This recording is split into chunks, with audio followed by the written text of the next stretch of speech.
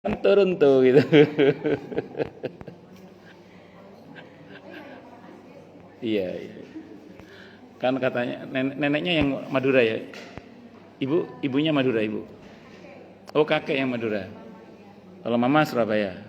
Oh, makanya ke Kanada ke Toronto itu. Sate gitu, turun tuh gitu.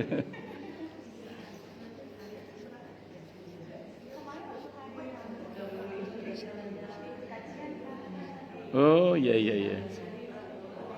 Iya iya iya.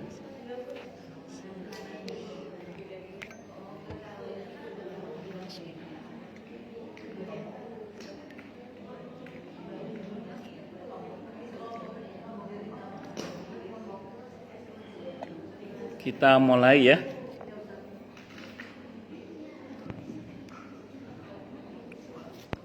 Assalamualaikum warahmatullahi wabarakatuh. Bismillahirrahmanirrahim. Alhamdulillahi rabbil alamin. Wa bihi nasta'inu ala umurid dunya waddin. Wassalatu wassalamu ala asyrafil anbiya'i wal mursalin.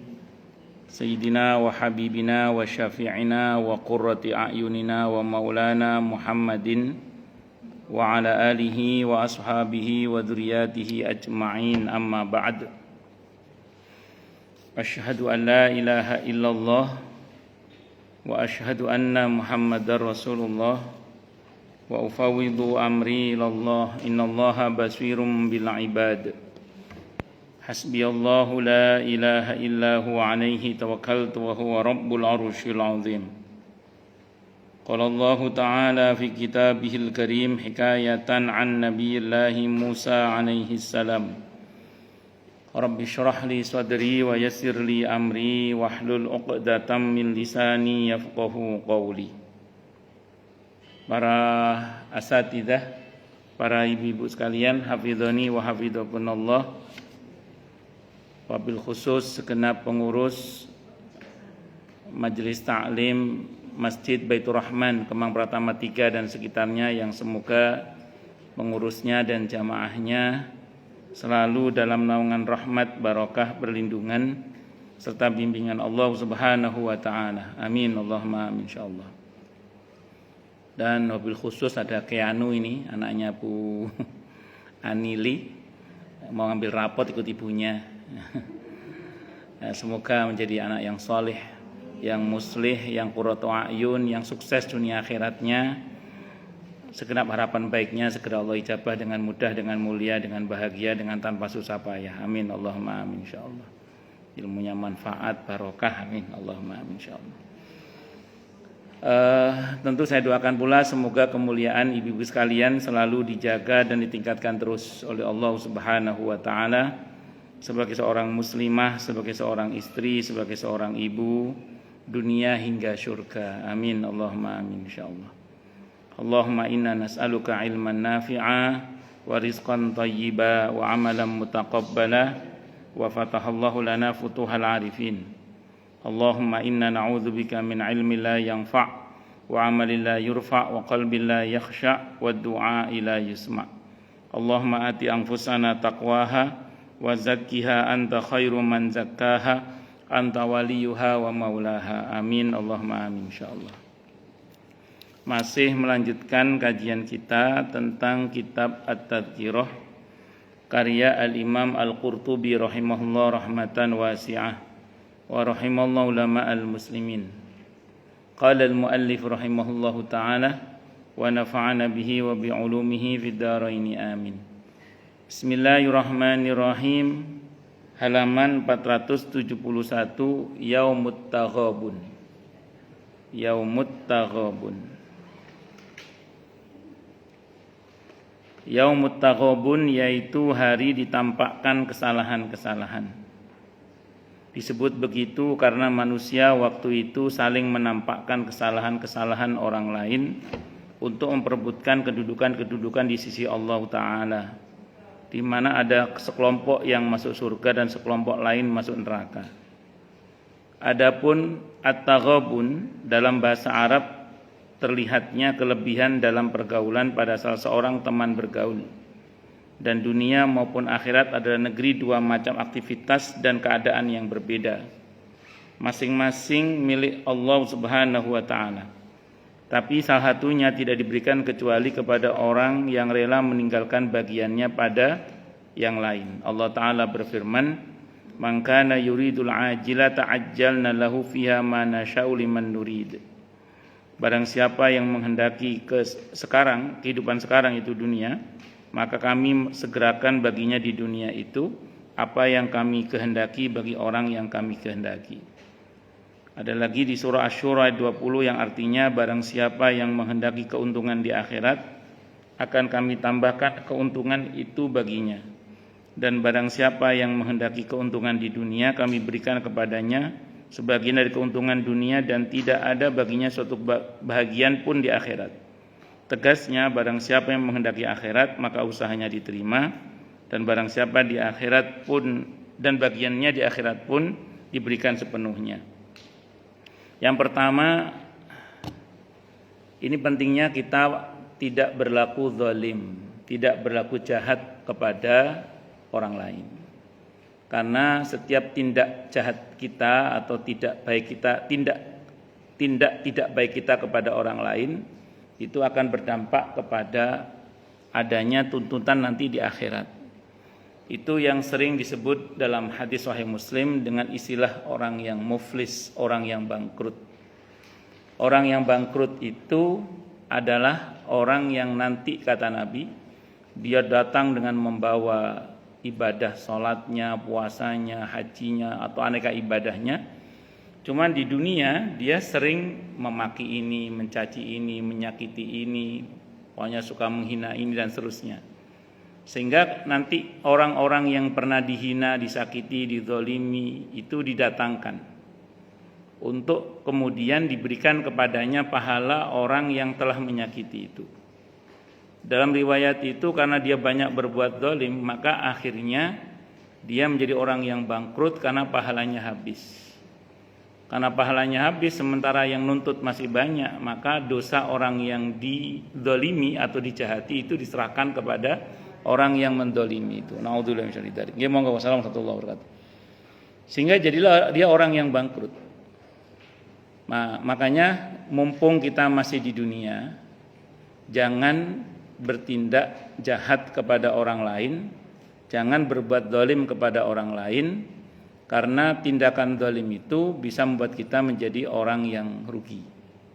Nah, itulah kenapa kemudian di dalam Islam, di antara syarat kemuliaan itu adalah harus baik hubungannya dengan Tuhannya dan harus baik hubungannya dengan sesamanya.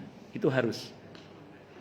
Dalam Islam itu di antara syarat kemuliaan seseorang itu adalah harus baik hubungannya dengan Tuhannya dan harus baik hubungannya dengan sesamanya. Itu harus itu.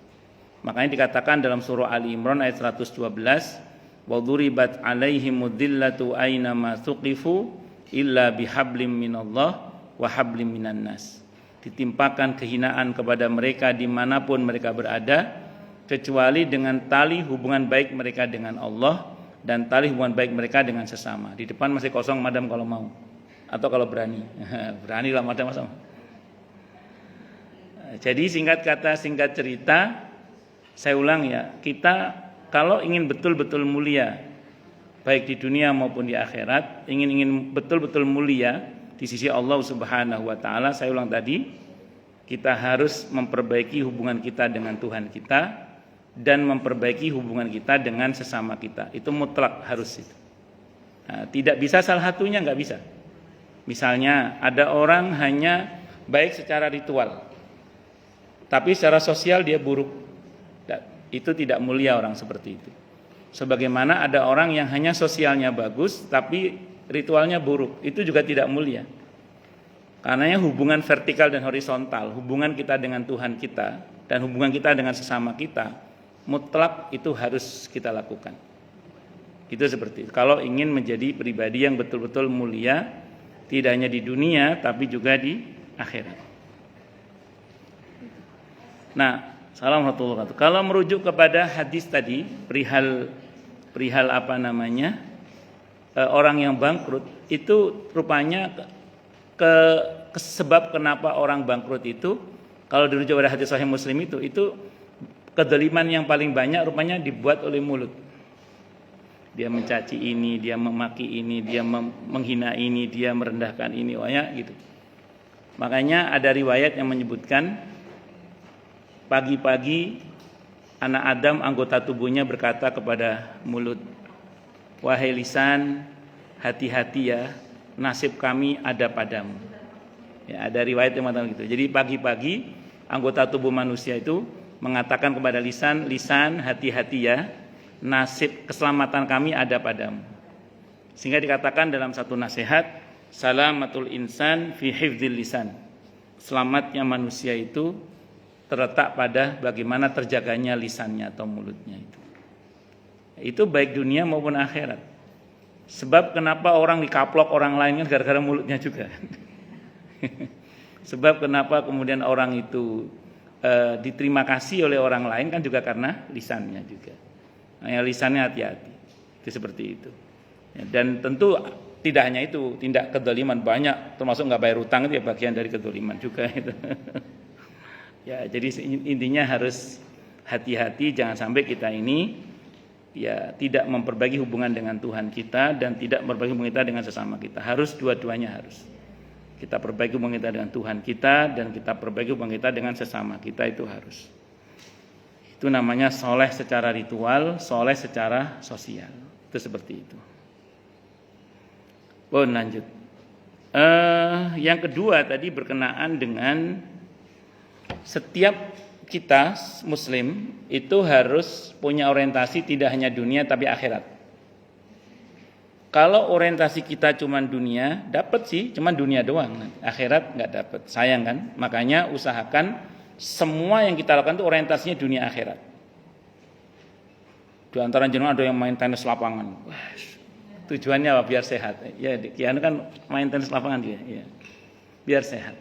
Nah, tapi orientasinya jangan cuma sehat, tapi supaya kita diberi kekuatan untuk beribadah kepada Allah, diberi kemudahan-kemudahan dan berbuat baik pada sesama.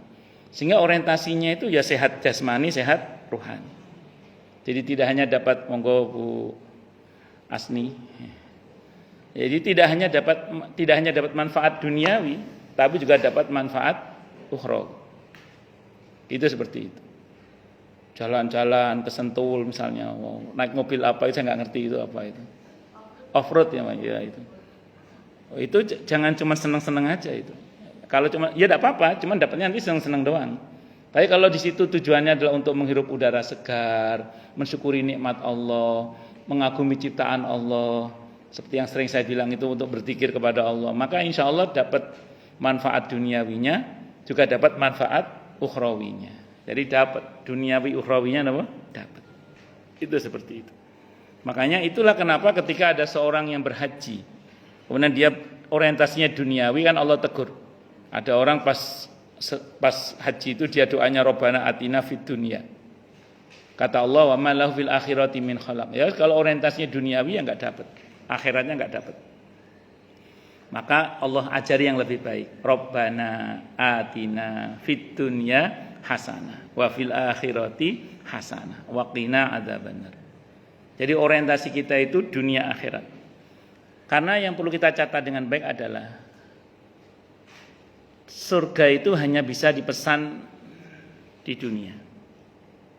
Saya ulang ya, surga itu hanya bisa dipesan di dunia. Karena begitu kita masuk ke alam barzah, ke alam berikutnya, percaya atau tidak percaya, mau atau tidak mau, suka atau tidak suka, kita akan masuk ke alam berikutnya. Maka di alam berikutnya itu kita nggak bisa pesan lagi sudah. Dipesankan mungkin, itu pun kalau ada yang mau mesenin. Tapi tetap memesan surga itu di dunia ini. Maka kesempatan kita untuk beramal itu ya di dunia ini. Makanya kalau kita orientasinya hanya materi oriented atau duniawi ansih, tujuannya hanya duniawi saja, maka rugi kita. Maka bagaimana kita berorientasi tidak hanya duniawi tapi juga ukhrawi. Maka bagaimana ketika Kianu main biola gitu ya, bagaimana menghadirkan nilai-nilai spiritualitas di dalam biolanya, seperti Ki Ahmad Dahlan. Kalau Kianu lihat fotonya Ki Ahmad Dahlan itu ada apa namanya itu, biolanya. Ya, itu menghadirkan spiritualitas di dalam musik-musiknya. Itu seperti itu. Wes, terlepas dari semua itu pokoknya saya ulang ya, bagaimana kita ini, saya ulang tadi, orientasinya tidak hanya dunia tapi juga akhirat. Itu seperti itu. Karena ya tadi saya ulang, mau atau tidak mau, suka atau tidak suka, dengan senang hati atau terpaksa, semua kita akan melanjutkan perjalanan ke alam berikutnya. Sudah percaya atau tidak percaya, senang atau tidak senang, dengan senang hati atau terpaksa, mau atau tidak mau harus lanjut pokoknya. Itu seperti itu. Nah, makanya kita mesti mempersiapkan tidak hanya kehidupan yang sekarang, tapi kehidupan di masa yang akan datang juga mesti kita persiapkan. Karena tidak bisa dipungkiri bahwa kita ini terdiri dari dimensi jasmani dan rohani. Jadi saya ulang, tidak bisa dipungkiri bahwa kita ini terdiri dari dimensi jasmani dan rohani. Tidak bisa dipungkiri itu kita ini. Kalau kita mengatakan enggak, saya hanya fisik, tidak bisa. Kita ada unsur rohnya. Kalau kita mengatakan enggak, kita hanya ruh saja, enggak bisa, kita ada fisiknya. Maka kalau perintah agama dua-duanya dijaga. Rohani kita jaga, jasmani juga kita jaga. Nah, monggo panjenengan ibu-ibu peduli pada bagaimana supaya tampil cuantiak, monggo silakanlah. Pakai kof. Tapi jangan hanya bicara kecantikan jasmani, tapi juga bicara kecantikan rohani. Bisa dimengerti ya? Nah, itu. Apa orang menyebutnya inner beauty apa namanya itu, ya, dan seterusnya. Karena faktanya memang kita terjadi unsur jasmani dan rohani, ya, lahir dan batin. Sebagaimana jasmani membutuhkan makanan, rohani juga membutuhkan makanan. Itu seperti itu. Dan ujung perjalanan kita adalah perjumpaan dengan pencipta kita, yaitu Allah Subhanahu wa taala. Inna lillahi wa inna ilaihi rajiun. Karena kita ini bukan penduduk bumi. Saya sering sampaikan, kita ini penduduk akhirat yang masih tinggal di bumi. Saya ulang ya, kita ini bukan penduduk bumi. Kita ini penduduk akhirat yang masih tinggal di bumi. Karena seperti yang kita tahu, sebelumnya kita kan nggak di sini. Sebelumnya kita berada di alam rahim, ada di rahim ibu kita. Sebelum itu kita di mana? Wahyu yang memberitahukan. Inilah pentingnya iman. Ada hal yang fisik atau materi itu tidak bisa menjangkaunya. Maka di sini perlu informasi langit. Wahyu memberitahukan sebelum itu ternyata kita berada di alam azali. Alam azali itu alam ruh, di mana kita hanya berupa ruh tanpa badan. Untuk kemudian kita dikirim ke rahim ibu kita, itu pertama kali kita punya badan, dan badan itu kita pakai sampai sekarang di bumi ini. Untuk setelah ini saya ulang, mau atau tidak mau, suka atau tidak suka, dengan senang hati atau terpaksa, kita lanjut ke alam berikutnya, namanya alam barzah. Fisik kita taruh mana? Parkir di kuburan fisiknya. Ruh yang lanjut ke alam berikutnya. Itulah yang saya bilang tadi, makanya bumi ini bukan tempat tinggal. Bumi ini tempat meninggal. Ya, jadi bumi ini bukan tempat tinggal, tapi bumi ini tempat meninggal. Nah, karenanya saya ulang, orientasi kita jangan cuma apa tadi? Dunia. Tapi juga apa tadi? Akhirat. Tapi jangan kemudian kita bersikap sembrono di dunia ini. Karena ingat tadi, surga itu dipesannya di sini. Saya ulang, surga itu dipesannya di sini. Karena begitu kita mati, kita nggak bisa pesan lagi sudah. Kecuali dipesankan tadi itu. Itu pun kalau ada yang memesankan. Kalau nggak ada yang memesankan, ya wassalam. Makanya mau baik-baik di dunia ini, perbaiki hubungan kita dengan pencipta kita, dan perbaiki hubungan kita dengan sesama kita. Kita harus baik secara vertikal dan horizontal. Harus baik secara ritual dan secara sosial. Dua-duanya harus baik. Tidak bisa tidak. Itu seperti itu. Allahu Akbar. Ini diantara makna yang bisa kita pahami dari Yaumut Taghabun. Berikutnya Yaum Abus Qamtarir,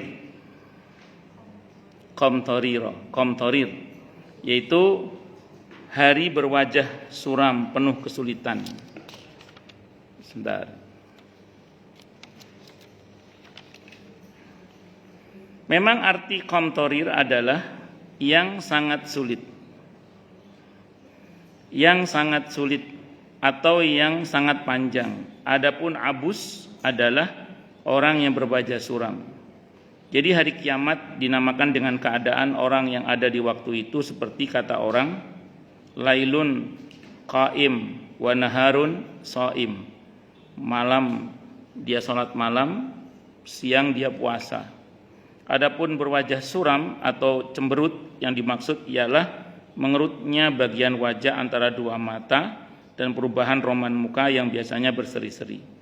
Jika dikatakan yaumut talaq, hari berseri-seri atau cerah, yakni jika matahari bersinar terang dan hangat.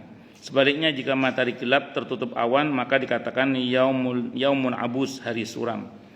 Pertama-tama manusia cemberut dan bermuka seram adalah ketika keluar dari kubur dan ketika melihat amalnya dalam rupa yang buruk seperti keterangan terdahulu, dan akhir dari semua itu adalah ketika ada di neraka. Naudzubillah min dzalik, yaitu cemberut paling puncak yang memanggang semua muka dan merontokkan kulit sebagaimana akan diterangkan nanti. Dan di samping cemberut juga disertai terbelalaknya mata, yakni terpusatnya penglihatan pada satu objek dan diam begitu lama dikarenakan kengerian yang dialaminya, yang tidak mau berpindah darinya kepada orang lain. Demikianlah sebagaimana difirmankan Allah Ta'ala, sampai hari yang artinya sampai hari di mana mata mereka terbelalak. Ibrahim ayat 42. Seperti yang pernah saya sampaikan di sini ya, nanti pada saat hari kebangkitan itu ada yang wajah orang itu sumringah bahagia, tapi ada yang wajahnya wajah sedih menderita. Jadi ketika orang dibangkitkan dari kubur itu ada dua keadaan. Yang pertama, wujuhu yauma idzin na'imah. Dia bangkit, wajahnya bercahaya, dia sumringah, dia bahagia. Waalaikumsalam warahmatullahi wabarakatuh. Tapi ada juga yang lecek, kumel, tertunduk, malu ada. Jadi ada dua macam. Pertanyaannya apa sebab? Kembali pada apa yang dia kerjakan di dunia itu.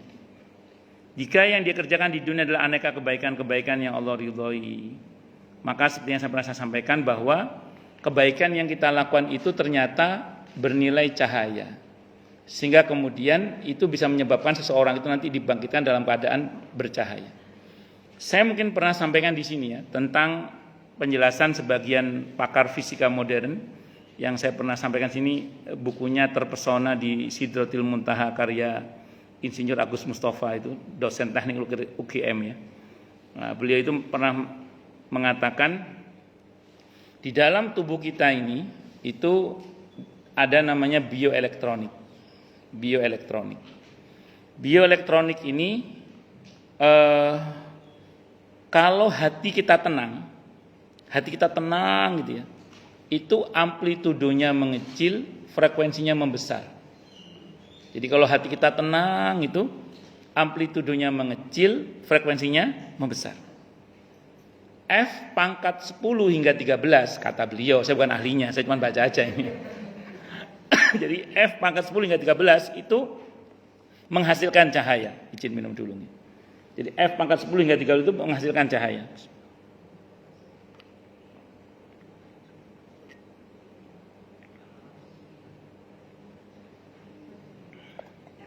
F enggak tahu apa Bu, pokoknya iya saya cuma baca aja Bu itu. Makanya saya bukan ahlinya, saya cuma baca keterangan ahlinya. Jadi F pangkat 10 hingga 13 itu menghasilkan cahaya. Apa namanya? Force namanya Bu ya. Ya wes itulah. Ya situlah. Nggih pun. Jadi F pangkat 10 hingga 13 itu bisa menghasilkan cahaya. Sehingga semakin tenang, maka hati kita semakin bercahaya. Semakin bercahaya. Monggo Bu Yasi yang habis pulang bulan madu di mana itu? Kok usah tahu aja, nonton di status IG-nya.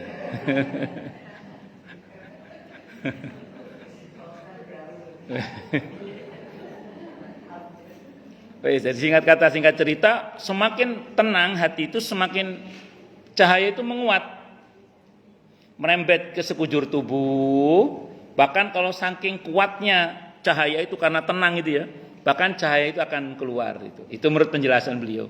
Itu barangkali yang disebut dengan apa, inner beauty atau apa jenenge, apa aura, bukan aura kasih, bukan aura gitu.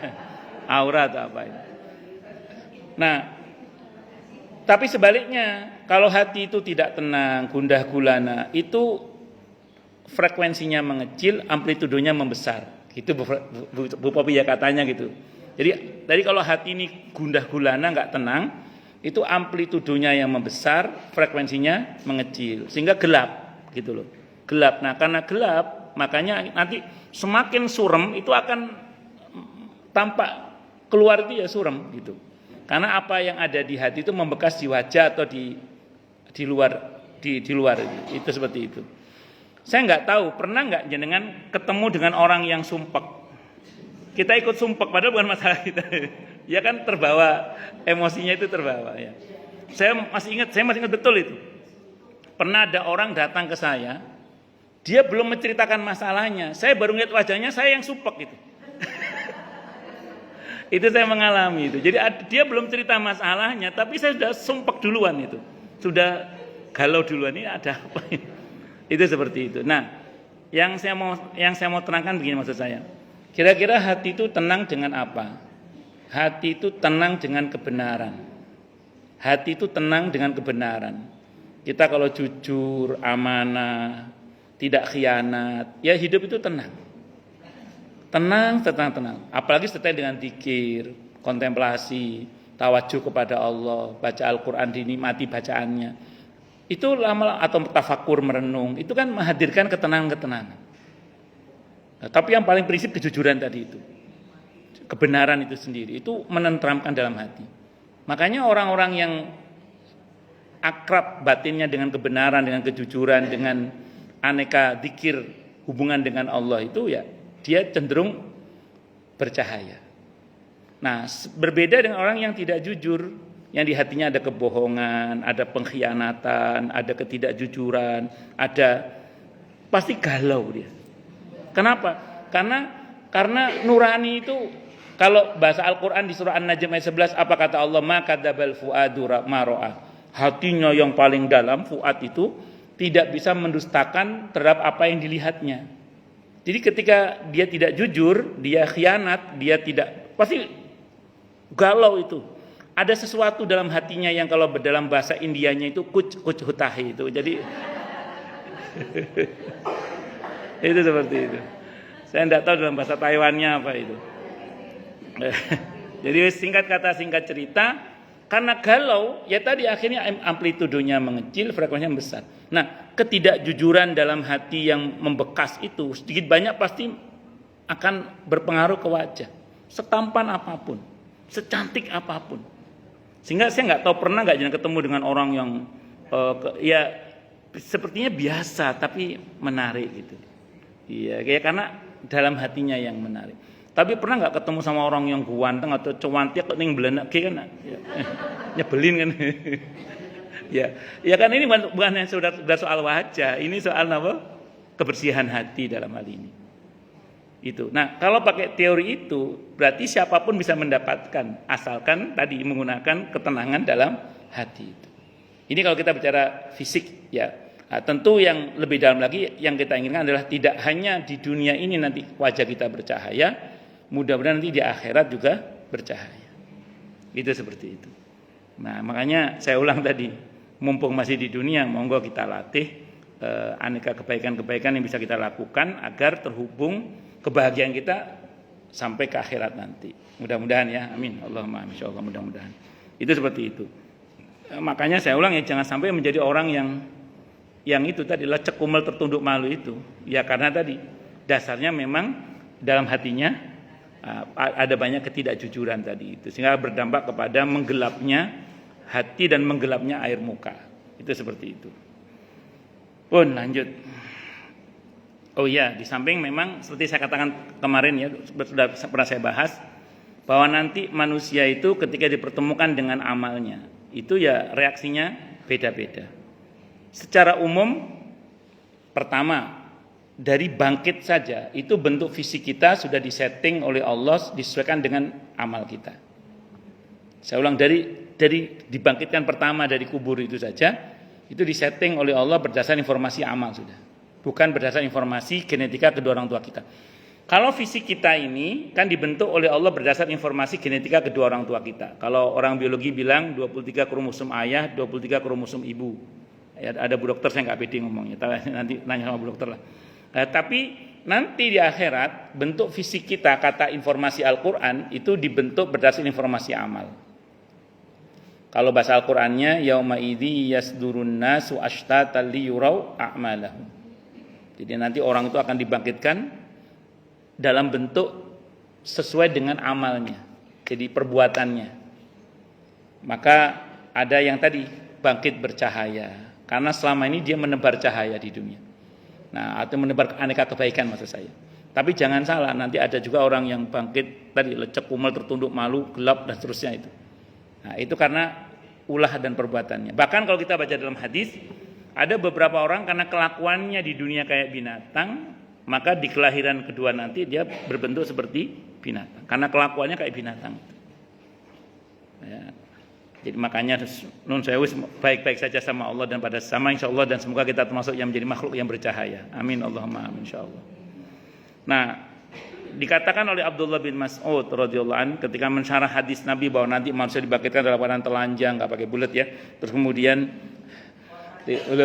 belum berkhitan, terus kemudian lapar, dahaga dan seterusnya, maka saat itu orang itu berkata, Abdullah bin Mas'ud mengatakan begini, barang siapa yang di dunia pernah memberi pakaian, maka nanti di akhirat dia akan diberi pakaian. Siapa yang di dunia pernah memberi makan dan minum, maka nanti di akhirat dia akan diberi makan dan minum, sehingga dia tidak akan kehausan. Siapa yang di dunia pernah ngasih tumpangan kendaraan, maka dia nanti akan diberi kendaraan sehingga dia tidak akan jalan kaki. Siapa yang di dunia pernah ngasih sepatu atau sendal, maka nanti di akhirat dia akan diberi sepatu atau sendal. Artinya semua yang dikerjakan di dunia kembali pada dia sendiri dalam bentuk fasilitas-fasilitas ukhrawi. Itu seperti itu. Nah, dari situ saja nanti orang sudah tahu keadaannya sesuai dengan amalnya tadi. Nah, nanti ada yang dapat fasilitas haud telaga Rasulullah Muhammad SAW, mau pamit dulu. Monggo silakan. Ini beliau mau pamit dulu karena mau ngambil rapot anaknya ini. Ya. Monggo Bani, monggo.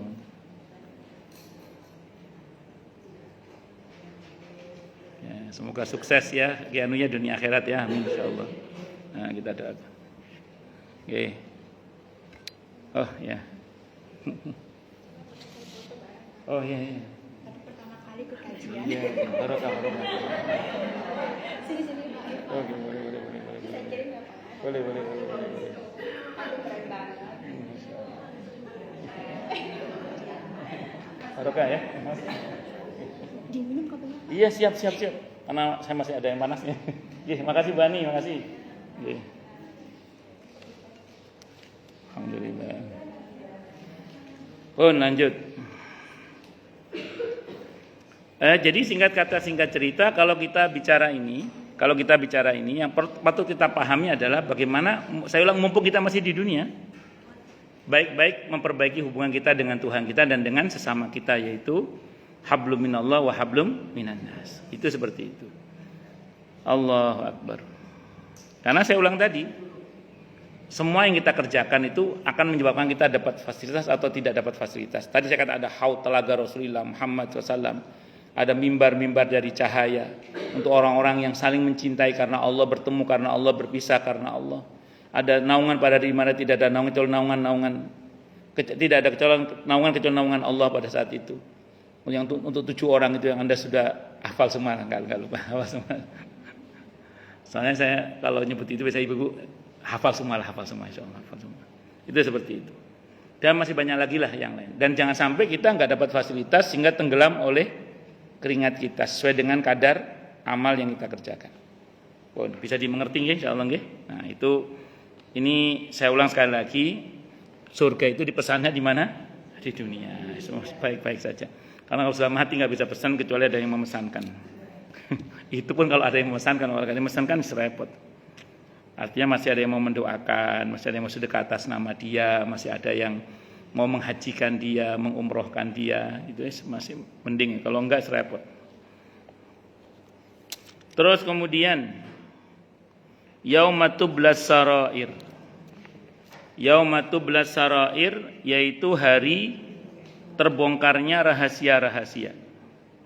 Sebagaimana termaktub dalam surah At-Tariq ayat 9. Maksudnya pada hari kiamat segala sesuatu yang asalnya tersembunyi semuanya terbongkar dengan diadakannya pembuktian, ditimbangnya amal yang tercatat dalam buku-buku catatan. Sebagaimana akan diterangkan nanti. Jadi semua catatan amal nanti akan dibuka. Cuma saya pernah cerita di sini ya. Ada yang catatan amalnya itu kasusnya ditindaklanjuti. Ini alamat celaka udah. Yang kedua, ada yang catatan amalnya itu tidak dibahas seluruhnya, malah Allah hapus bagian buruknya hingga tersisa kebaikannya. Ini alamat selamat. Detailnya ada dalam hadis Sahih Bukhari yang pernah saya baca, hadisnya Bukhari. Nanti ada hamba-hamba yang Allah panggil secara khusus panggil oleh Allah. Indah yang mana ini? Indah dua-duanya lah. Satu-satu lah. Indah panggil. Dan itu Allah buatkan tabir, sehingga tidak ada yang tahu kecuali Ibu Indah dan Allah saja. Kecuali Allah dan Ibu Indah saja. Tidak ada yang tahu. Dalam riwayat itu dikatakan, kata Allah, Indah, baca catatan amal keburukanmu dulu. Maka Bu Indah itu kemeringet itu. Sampai dalam hadis katakan, gitu. Maksudnya celaka saya. Kenapa? Karena catatan keburukan yang dibaca terlebih dahulu. Bagusnya adalah, berita baiknya adalah di bagian terakhir catatan itu dikatakan semua dosa tersebut di atas sudah aku ampuni, kata Allah. Kira-kira senang nggak Bu Indah? Ya, semoga kita termasuk yang diampuni itu ya. Sehingga akhirnya Bu Indah itu keluar, itu hanya membaca catatan kebaikan saja, tidak ada keburukan sama sekali. Sampai temannya berkata, apa yang kamu buat? Kok kamu tidak punya keburukan sama sekali? Padahal dalam hati Bu Indah, kagak tahu loh. Itu satu. Model yang kedua dalam hadis Bukhari juga sependek yang saya baca. Yang kedua itu dikatakan dalam riwayat itu Allah tanya secara langsung. Popi misalnya gitu ya. Ngaku enggak? Tapi ini enggak ada yang tahu kecuali Allah dan Bu Popi aja. Ya, Popi tahu enggak? Ngaku enggak? Ditanya, ngaku enggak? Ngaku enggak? Wong yang nanya Allah. Ya Bu Popi enggak bisa ngelak yang nanya Allah. Enggak ya Allah, enggak ya Allah. Sama, sampai dalam hadis katakan orang itu berkata, aduh celaka rasanya. Karena saking takutnya wis gimana mau mengelak yang nanya Allah. Begitu terakhir perbuatan dosa terakhir yang Bu Popi lakukan, kata Allah, Pop, manggilnya apa? Popi Bu. Ya. Asal jangan Pop mie ya. Popi, aku hapus ya, tak delete semua dosamu, di-delete oleh Allah. Set. Kira-kira seneng ya? Dalam hati itu seneng, ya betul. Alhamdulillah seneng itu yang dihapus. Akhirnya sudah keluar kamu. Dan Bu Popi keluar hanya membaca catatan kebaikan. Sampai temannya bertanya, Pop, apa yang kamu kerjakan? Kok kamu hanya punya kebaikan saja, tidak punya keburukan sama sekali? Padahal kata Bu Popi dalam hati, kagak tahu loh katanya. Itu namanya kasusnya di SP3-kan. Iya, kasusnya dipeti eskan. Kasusnya dideponering oleh Allah itu. Enggak dibahas oleh Allah itu. Allahu Akbar. Itu urusannya suaminya Bu Dona itu. Jadi singkat kata singkat cerita, karena tidak dikasus akhirnya ya masuk surga. Semoga kita termasuk yang diampuni oleh Allah. Amin. Allahumma amin insyaallah. Itu namanya tetap dihisab tapi dengan hisab yang mudah. Ya, kalau yang bebas hisab nggak pakai ditanya langsung. Ya. Harapan kita sih semoga kita yang termasuk yang langsung masuk surga tanpa hisab, tanpa adab. Amin. Allahumma amin insyaallah. Namun yang tadi itu masih selamat itu, masih selamat. Yang repot itu Bu, naudzubillah. Kalau semua catatan itu dibahas. Dan kalau itu dibahas semua, dalam kitab ini ada pendapat yang mengatakan saat itu yang nanya bukan Allah. Kenapa? Karena Allah nggak mau bicara sama dia. Karena orang ini catatan keburukannya udah luar biasa. Makanya Allah nggak mau ngomong sama dia, nggak mau bicara sama dia. Yang bicara siapa? Allah mendelegasikan malaikat. Malaikat adili dia. Makanya mengadili malaikat. Kalau yang mengadili Allah, Allah itu maha baik, maha kasih, maha sayang, maha menutupi aib hamba-hambanya. Allah itu maha pengampun, maha pemaaf, hobinya memaafkan itu Allah. Iya, kan Abi yang bilang hobinya Allah memaafkan. Allahumma innaka afuwun tuhibbul afwa fa'fu anni. Allahumma wahai Allah, engkau adalah zat yang maha pemaaf, engkau senang memaafkan. Jadi Allah itu hobinya memaafkan. Makanya kalau ada orang, Bu, bertuhankan Allah yang tidak hanya maha pemaaf, hobinya memaafkan, kok masuk neraka? Berarti kebuangetan orang itu, Bu. Kebuangetan. Kok cek nemening loh, wong Tuhannya itu Allah yang maha pemaaf, yang hobinya memaafkan. Kok menghadap kepada Allah tidak diampuni, berarti kebuangetan. Saya nggak tahu, pernah nggak jenengan tahu ada orang yang sawabawar. Satu saat dia ngamuk. Pasti kita ngomongnya apa? Salah apa arek iku kok diamuk yang bapak iku? Padahal bapak kan orangnya sawabar. Kok sampai bapak marah, salah apa anak itu? Kan gitu. Lah ya kok Allah itu maha pemaaf, hobinya memaafkan, kok dia nggak dimaafkan oleh Allah itu? Ada apa dia? Nglakoni apa wong iki kok sampai ngono iku? Ngono. Bisa dipahami nggih?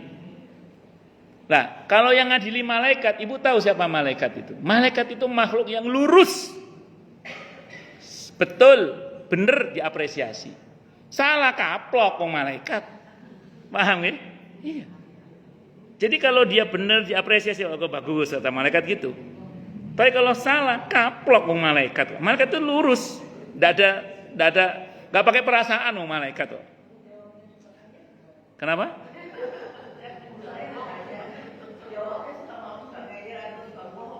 Kan nanti ditutup, Bu. Yang ngomong ini, Bu. Iya. Ditutup nanti. Al yauma nakhtimu ala afwahihim wa tukallimuna aydihim wa tashhadu arjuluhum bima kanu yaksibun. Iya. Makanya malaikat gitu aja, lurus kasih apresiasi, salah kaplok langsung karena malaikat. Karena malaikat itu makhluk yang lurus apa adanya. Enggak pakai perasaan. Itu seperti itu. Allah. Jadi jangan kalau ke malaikat jangan ngomongin, malaikat kok enggak pakai perasaan sih, enggak bisa. Malaikat itu apa adanya, lurus soalnya malaikat itu. Paham nggih? Allahu Akbar. Monggo Bu Yuni ya. Bu Yuli apa Bu Yuni? Yuli. Oh, Yuli nggih. Berarti masih bulan depan lagi ya. Oh nggih, pun. Oh, Bu Yulinya. Kalau jenengan Bu Yuni.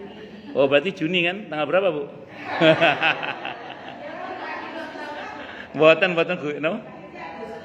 Malah Agustus akhirnya.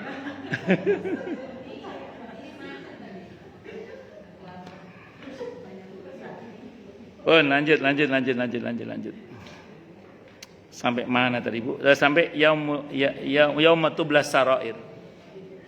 Makanya saya ulang sekali lagi, mudah-mudahan Bu ya, kita ini termasuk yang ditutup aib-aib kita, Allah ampun dosa-dosa kita. Amin Allahumma amin insyaallah. Maka saya sering sampaikan yang 5 itu ya, insyaallah dokter hafal itu. Minta kepada Allah hisab yang mudah, perbanyak tobat minta ampun kepada Allah, banyak-banyak memaafkan sesama, mempermudah urusan sesama, tutup aib saudara kita. Nah, jadi ngoten.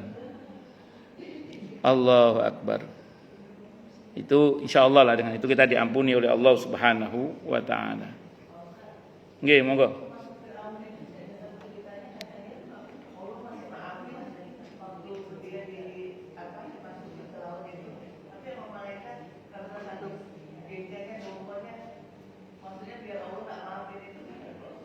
Fir'aun.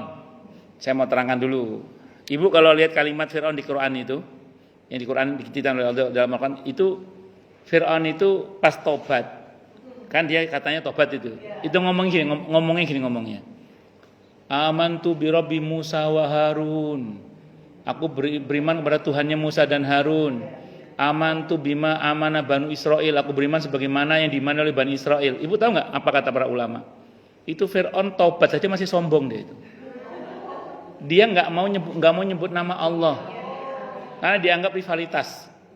Jadi taubat saja masih sombong Fir'aun itu, nggak mau nyebut nama Allah. Saya beriman sebagaimana yang sebagaimana saya beriman pada Tuhannya Musa dan Harun gitu. Saya beriman sebagaimana yang diimani oleh Bani Israel. Dia nggak mau nyebut nama Allah. Iya, enggak. Kalau bahasa kita nggak mau pakai syahadat itu loh. Nggak mau asyhadu alla ilaha illallah wa asyhadu anna muhammadar rasulullah. Jadi itu mau mati aja masih gengsi dia. Iya, masih sombong. Makanya kata para ulama dia tidak diampuni wong dia nggak sungguh-sungguh tobatnya. Dan Allah Maha tahu kan siapa yang sungguh-sungguh dan siapa yang. Nah, tapi memang ada pendapat yang kedua agak ngeri-ngeri sedap pendapat yang kedua ini. Ini pendapat yang mengatakan itu bukan Fir'aun tidak mau nyebut nama Allah. Itu Allah nggak mau namanya disebut oleh dia itu. Karena saya bilang Allah Maha tahu dia tobat sungguh-sungguh atau tidak kan.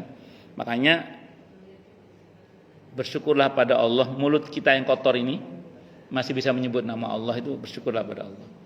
Bersyukurlah kepada Allah, kepala kita yang kotor ini masih diizinkan bersujud kepadanya, ini bersyukurlah pada Allah. Nah, karena kalau Allah tidak izinkan itu repot sudah. Itu seperti itu. Ngeten nggih, ini pendapat yang kedua ya. Tapi yang pasti analisanya ada dua tadi itu. Ya memang pertama memang dia masih sombong karena dia merasa dirinya sebagai Tuhan kan. Terus begitu dia mau mati pun masih lupa kalau dia memang bukan Tuhan. Tapi dia merasa Allah masih di kualitasnya. Dia nggak mau nyebut nama Allah. Itu seperti itu. Allahu Akbar. Bon lanjut. Yaumatublas sarair. Nah makanya saya ulang sekali lagi. Mumpung kita masih hidup, kita berdoa kepada Allah, semoga Allah ampun dan maafkan kita semua. Amin Allahumma insyaallah. Itulah kenapa Bu para ulama itu ada yang berdoa. Yang saya ingat Ibnu Qayyim Al-Jauziyah rahimahullah yang berdoa. Di antara doa beliau, ya Allah, tolong jangan permalukan hamba. Bukan karena hamba tapi karena Engkau ya Allah.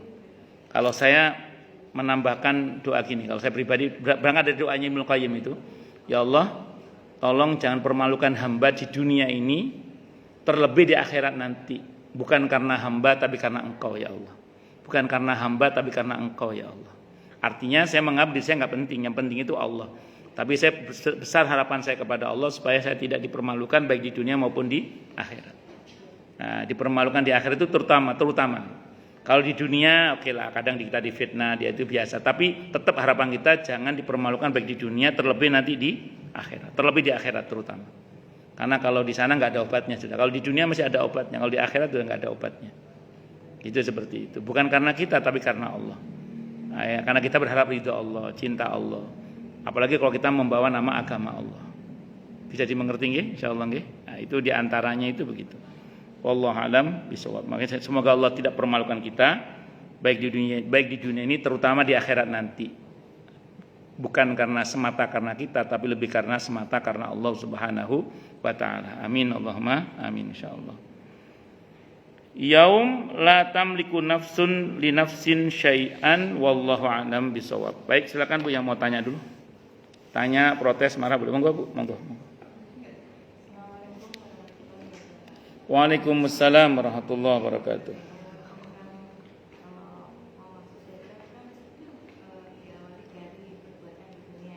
Nggih.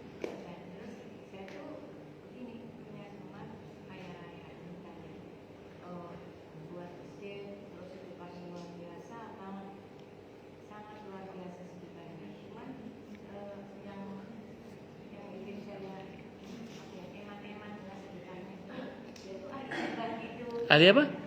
Oh, ghibah.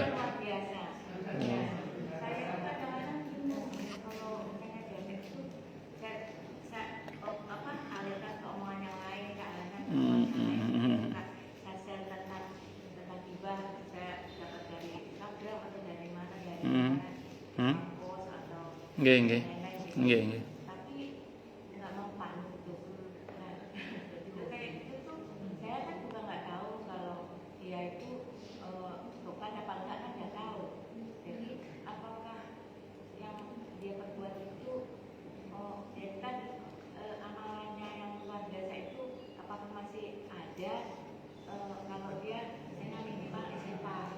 Nggih, baik nggih. Nggih. Wa jazakallahu. Waalaikumsalam warahmatullahi wabarakatuh. Ada banyak orang itu yang sangat baik secara sosial ya. Bahkan secara ritual kadang juga sangat baik. Tapi kebaikannya tidak dianggap di mata sosial, bahkan tidak dianggap karena lisannya tidak terjaga. Saya ketemu tidak satu, jadi Ibu tadi bilang satu atau beberapa orang. Saya beberapa orang, ketemu dengan beberapa orang yang saya tahu beliau sangat baik hubungannya dengan Tuhannya. Secara kasat mata saya lihat ya, sangat baik hubungannya dengan sesamanya, banyak membantu maksud saya. Tapi karena perkara lisan yang tidak terjaga, itu kebaikannya seperti hilang. Seperti hilang, betul-betul seperti hilang. Kita nggak usah ngomong penilaian Allah yang detil ya. Di dalam pandangan makhluk saja dia sudah nggak dianggap kebaikannya. Entah karena ngomongnya yang tidak terjaga, entah karena suka merendahkan orang lain. Masya Allah. Maturun Mas Yanto nggih. Nggih, jazakallahu khairan. Nggih, maturun Pak. Maturun Pak Yanto. Nah, atau karena yang lain. Maka saya ulang sekali lagi, hati-hati dengan lisan. Nah, saya ngerinya atau khawatirnya apa yang Ibu bilang tentang teman Ibu itu, ngerinya nanti dia menjadi orang yang muflis, menjadi orang yang bangkrut karena lisannya yang tidak terjaga itu. Sayyidina Mu'adz ibn Jabal radhiyallahu anhu itu pernah bertanya, "Ya Rasulullah, apakah seseorang nanti akan tersungkur masuk ke neraka hanya karena lisannya?" Kata Nabi, "Iya." Oh kamakal. Jadi makanya hati-hati. Saya ulang ya Bu ya. Kalau bahasa yang sering dipakai oleh kebanyakan orang, kurang-kurangilah mendolimi orang lain. Kurang-kurangilah mendolimi orang lain. Bukan apa-apa, karena kita ada potensi nanti menjadi orang bangkrut. Kita ini Bu tidak akan terbebas dari perbuatan tidak mendolimi sama sekali, itu nggak mungkin. Karena namanya manusia pasti ada dolim-dolimnya. Tapi ojo nemen-nemen ngono loh. Nah, namanya orang kadang ya ada keceplosan, namanya manusia. Tapi ya jangan kebangetan gitu loh. Ya mbok ya dikurang-kurangi gitu. Syukur-syukur ya kalau hilang sama sekali nggak mungkin, namanya manusia ya. Tapi paling enggak kita ada kesadaran untuk tidak zalim, untuk bertekad untuk bisa menjaga lisan gitu. Apalagi ini mohon maaf kan ibu-ibu kan kalau di kalangan para psikolog-psikolog itu katanya dikenal ada jatah berapa Bu? 20.000 kata sehari. Ya. Sehingga ada ibu-ibu yang ngomong sama saya itu Ustadz, kalau nggak ada suami itu jadi pendiam. Kalau ada suami nggak tahu gimana ceritanya, tiba-tiba ngecret aja pokoknya gitu. Kalau ada suami itu, ya saya bilang gini, iya nggak apa-apa. Ibu kan memang punya jatah 20.000 kata gitu. Ini berarti tadi dari Jakarta Selatan tadi. Oh dari sini. Oh. Jadi iya nggak apa-apa saya bilang itu. Tapi tetap harus hifdzul lisan, jaga lisan. Jadi jangan sampai tidak menjaga lisan. Saya ulang harus tetap jaga lisan. Jadi ibu ngomong sama tetap harus jaga lisannya. Jangan sampai mentang-mentang ada pembenaran dari ilmu psikologi misalnya boleh ngomong 20 kata terus gak dibatasi, terus gak difilter, jangan. Karena ingat ya, kebanyakan kaum wanita masuk neraka itu kata Nabi 2 ya. Yaitu tuksirnal la'na wa takfurnal ashir. Karena kalian suka mencela dan mengingkari kebaikan suami. Di hadis itu Nabi menyebutkan suami berbuat salah sedikit saja au kamakal lantas dilupakan semua kebaikannya. Makanya ibu kalau marah sama suami jangan sampai keluar kata-kata ini, bahaya kata-kata ini. Mas, kamu tidak pernah membahagiakan aku. Nah, itu jangan sampai gitu. Itu jangan sampai. Paling enggak kalau ngomong sama suami supaya tetap masuk surga, kalau kesel gitu ya. Terima kasih Mas, kamu udah baik sama aku. Udah sayang sama ya kan? Udah sayang sama aku, perhatian sama aku. Tapi masalahmu yang fokus, marahnya fokus. Ngoten nggih? Wallahu a'lam bishawab. Nggih, ya saya khawatir aja Bu. Sebentar. Saran saya kan Ibu kasihan sama dia, bagus sudah itu. Kan kasihan dan sayang kan, nah, doakan. Kalau dinasihati nggak bisa, doakan. Semoga dia diberi hidayah, taubat, tidak terus begitu. Ngoten nggih. Wallahu a'lam bishawab.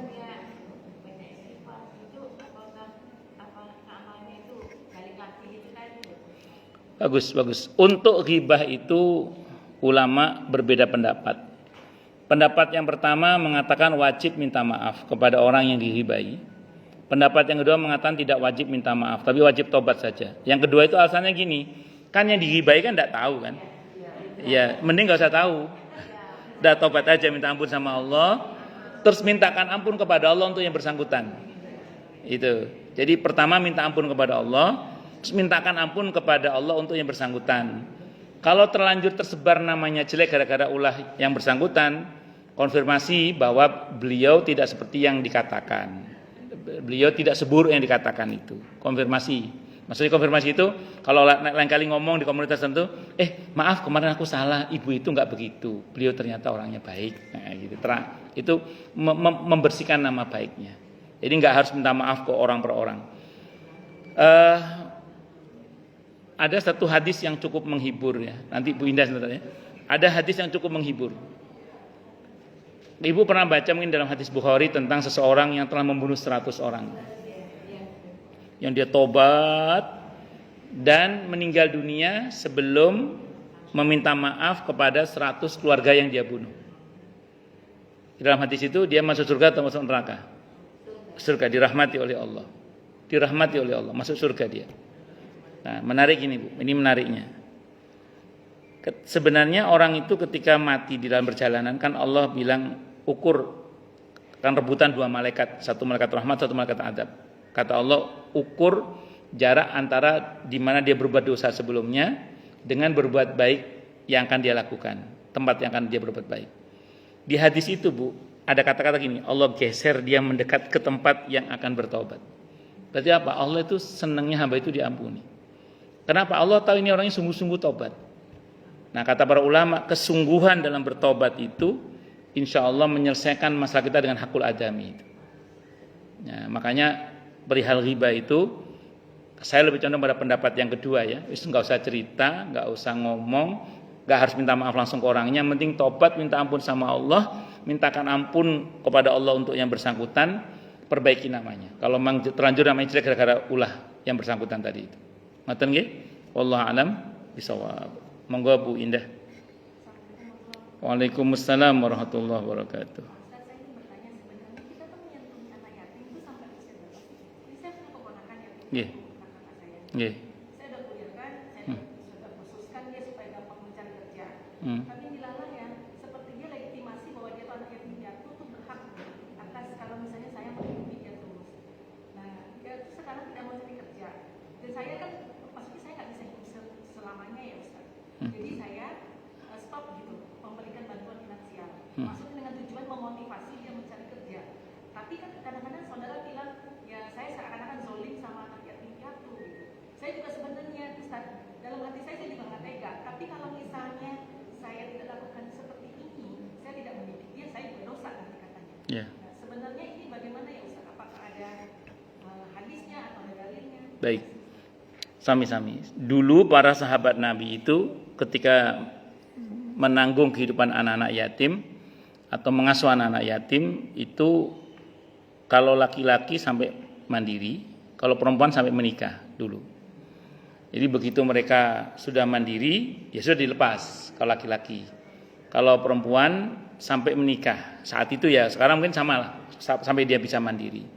Nah, kalau ibu misalnya sudah dikuliahkan, sudah waktunya cari kerja kok ada indikasi kena penyakit muales, ya apalagi itu didukung dengan mental senang diberi tapi tidak mau memberi misalnya, oke lah ini kelainan berarti kan. Nah, kalau kelainan sampai sini ibu sudah selesai sebenarnya. Namun andaikan ibu mau melanjutkan mungkin bentuknya sudah berbeda, bukan lagi dalam bentuk misalnya bantuan secara materi yang akan memanjakan dia sehingga akan semakin malas, tapi lebih kepada memotivasi si anak ini agar menjadi mau giat. Jadi abaikan omongan orang bahwa ibu zalim karena ibu sudah selesai sebenarnya. Apalagi dia bukan anak ibu sebenarnya kan, tapi keponakan, dan ibu sudah berusaha memenuhi hak keponakan itu sampai dia selesai kuliah dan sepatutnya sekarang dia melangkah dengan kakinya sendiri untuk mencari pekerjaan. Nah, tapi indikasi itu kan tidak ada. Jadi ibu tidak usah khawatir, ibu sudah tidak zalim karena ibu sudah penuhi hak mereka, bahkan sampai yang bersangkutan harusnya sudah punya kemampuan untuk mandiri. Saya kira itu, Allah alam bisawab. Itu yang saya pahami. Nggih, monggo Bu Popi.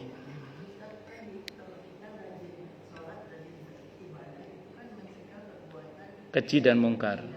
Nggih. Baik. Buya Hamka pernah ditanya begini, Buya Hamka itu. Buya, ada orang sholat tapi jahat Buya. Ada orang nggak sholat tapi baik. Kata Buya Hamka gini, Dia sholat aja masih jahat, apalagi nggak sholat, lebih jahat lagi kata Buya Hamka. Dia nggak sholat aja baik, apalagi dia sholat, lebih baik lagi itu kata Buya Hamka. Tapi baik, mau saya terangkan begini Bu. Orang itu kalau sholatnya benar, betul, harusnya memang berdampak kepada tercegah dari perbuatan keji dan mungkar. Harusnya begitu. Tapi kalau kemudian dia masih berbuat keji dan mungkar, ya berarti sholatnya belum benar. Nah, bagaimana